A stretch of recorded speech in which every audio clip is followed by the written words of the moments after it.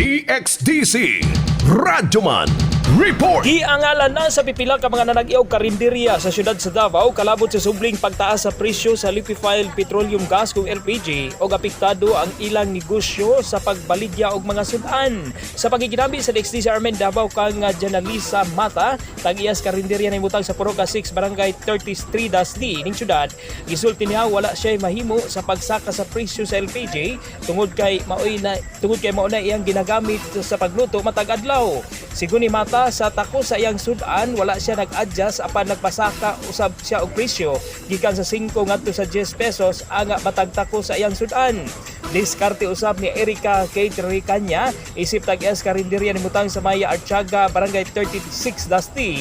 Sa pagtaas sa presyo sa LPG, nagagamit na lang og kahoy aron di malugi ang iyang baligya nga mga sudan.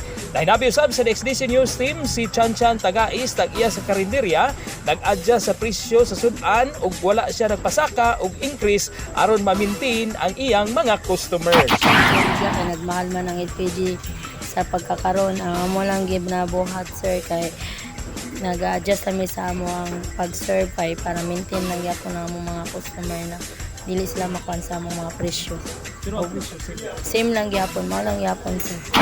Samtang ang increase sa LPG, ang price gas sa 50 centavos ang matag tangki, samtang ang Petron 45 centavos, samtang ang sulin 45 centavos. Ang update sa presyo sa LPG 1,145, samtang ang price gas 1,100 pesos ang matag tangki, samtang ang sulin 1,135 ang matag tangki. Mao ka natong update kasama mo sa Balita ug Serbisyo Publiko, Radyo Madon Pulayaw, Tatak RMN. Tatak RMN.